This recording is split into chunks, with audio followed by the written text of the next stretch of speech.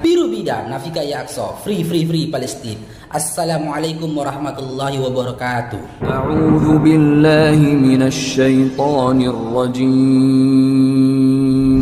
Bismillahirrahmanirrahim. Mengalahkan kerajaan maut. Mengalahkan kerajaan maut. Dia kan pernah mati selama 3 hari. Berarti dia dikalahkan dong sama kerajaan maut. Meskipun katanya dia bangkit di hari yang ketiga, tetap dia pernah dikalahkan oleh kerajaan maut.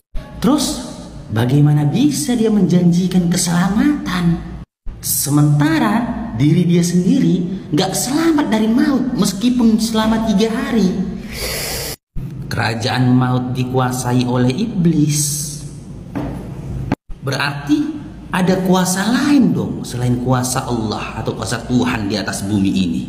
Dan jika benar iblis menguasai kerajaan maut, ngapain iblis capek-capek nyamar jadi ular di Taman Eden guna menghasut Adam atau membujuk Adam supaya memakan buah larangan agar dia diusir dari Taman Eden? Sekalian aja matikan Adam waktu itu, kan dia menguasai kerajaan maut. Gimana ya? Terus waktu dia mati selama 3 hari, berarti yang berkuasa di atas bumi ini kuasa iblis dong. Serem kali. Jadi konsep keimanannya gimana gini ya? Iblis pernah mematikan Tuhan. Iblis pernah menguji Tuhan, mencobai Tuhan. Kenapa seakan-akan iblis lebih hebat ya dari Tuhan ya? Gimana ya? Oh, aku tahu. Jawabannya yang penting imani sajalah. Penting imani sajalah. Biru bidang Nafika Yakso, free Palestine. Assalamualaikum warahmatullahi wabarakatuh. Sebelum diajak diskusi oleh orang-orang sekitarnya, bahkan didebat oleh orang-orang sekitarnya perihal tentang keimanannya, sesungguhnya seorang mu'alaf sudah berdebat dahulu atau bahkan berdiskusi dahulu dengan hawa nafsunya.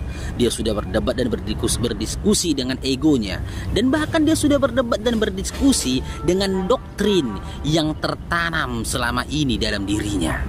Bentuk debat dan diskusi seorang mu'alaf terhadap hawa nafsunya ialah dengan dia mempelajari peribadatannya di agama yang dulu, puji-pujian yang dia sampaikan kepada Tuhannya di agama yang dulu, bahkan tata cara yang menyembah di agamanya yang dulu tak sesuai dengan apa yang tertulis di dalam kitabnya yang dulu.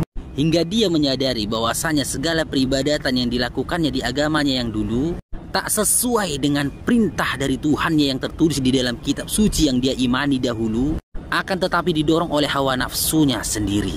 Dan bentuk perdebatan seorang mu'alaf terhadap egonya sendiri adalah dengan membuang segala kebencian yang ada dalam dirinya dan dalam hatinya guna menerima segala kebenaran yang dia lihat dan dia dengar dan dia rasakan dari agama yang akan diimaninya. Dan bentuk perdebatan atau diskusi seorang mu'alaf terhadap doktrin yang selama ini membelenggunya adalah dengan dia menyesuaikan segala informasi yang dia terima dari agamanya yang dulu dengan apa yang tertulis di dalam kitab sucinya.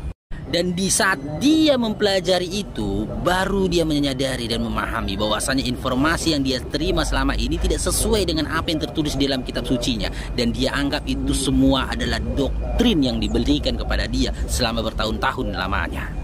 Yang jadi pertanyaan, apakah engkau pernah mendebat dirimu sendiri perihal soal keimananmu? Atau kau hanya bermodalkan doktrin serta kata, imani saja? Biru bidam Nafika Yakso, free Palestine. Assalamualaikum warahmatullahi wabarakatuh. Iblis lebih dulu daripada Adam. Apakah iblis lebih baik daripada Adam? Iblis lebih dulu daripada Nabi Nuh, Nabi Ibrahim, Nabi Ishak, Nabi Yakub, Nabi Musa, dan seluruh nabi-nabi terdahulu. Apakah iblis lebih baik daripada nabi-nabi terdahulu? Orang cerdas tak akan melihat kebenaran berdasarkan siapa dan apa yang lebih dulu. Akan tetapi dengan melakukan perbandingan dan juga mempelajari dari apa yang ada pada yang dulu dengan apa yang ada pada yang kemudian, Ingat, seekor kuda diberikan kacamata kuda agar si kuda memandang monoton ke depan. Padahal sejatinya ada banyak hal yang mungkin mencelakainya, bahkan membahayakannya jika dia menggunakan akalnya.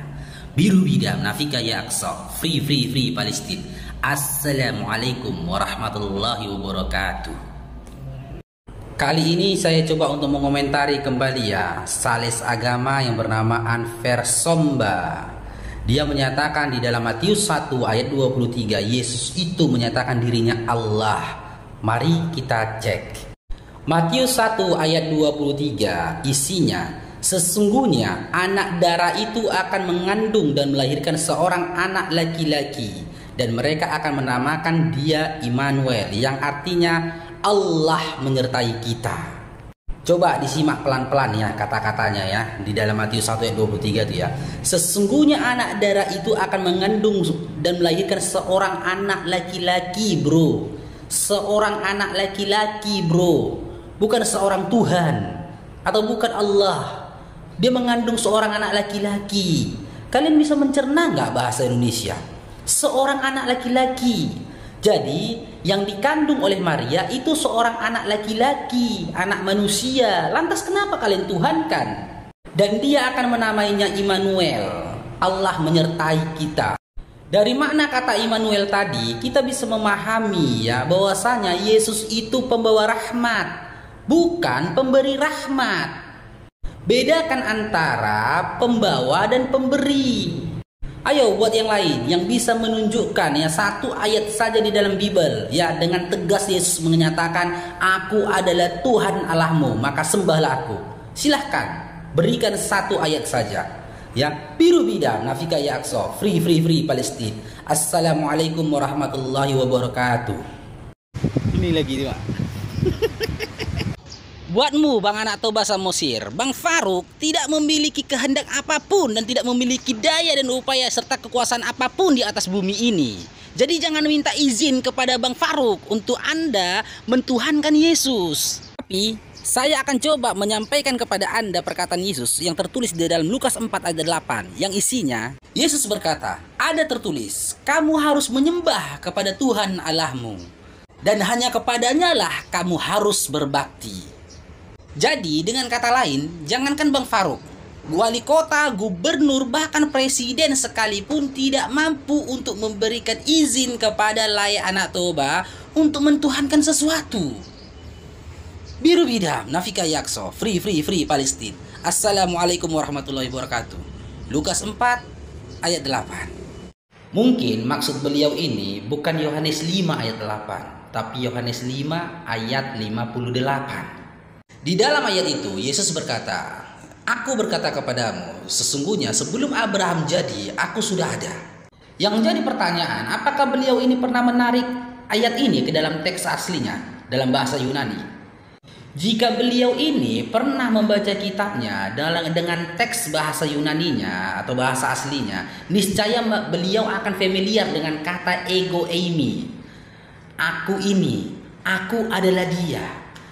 Sebenarnya ada banyak gaya bahasa Israel yang harus kita pahami di saat kita ingin memahami satu ayat di dalam sebuah kitab. Contoh kata ego eimi. Jadi kata ego eimi itu biasa dilafazkan oleh orang-orang Israel, tetapi kata itu tidak serta-merta menyatakan dia Tuhan. Karena banyak orang yang menyatakan ungkapan perkataan itu, yaitu kata ego eimi. Dan ayat-ayat seperti ini disebut dengan pernyataan Yesus yang prekonsistensi.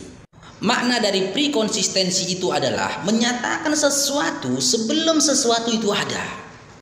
Jadi makna dari ayat ini tidak menyatakan adanya wujud atau zahirnya Yesus sebelum zahirnya Abraham ada. Jadi makna kata ada dalam ayat ini tak serta-merta menyatakan zahirnya Yesus itu sudah ada. Akan tetapi masih dalam rencana Tuhan. Tuhan menyampaikan rencananya kepada Abraham bahwasanya kelak dia akan mengutus Yesus untuk Bani Israel dalam bentuk rencana Tuhan, bukan zahirnya. Sebenarnya di dalam Bible itu ada banyak ayat-ayat seperti ini. Contoh di dalam Ibrani 11 ayat 7 dan ayat 10. Di dalam ayat tersebut diceritakan bahwasanya Nuh dan juga Abraham melihat sesuatu yang akan terjadi di masa depan yang masih dalam rencana Tuhan. Tidak melihat dalam bentuk zahir yang akan terjadi di masa depan.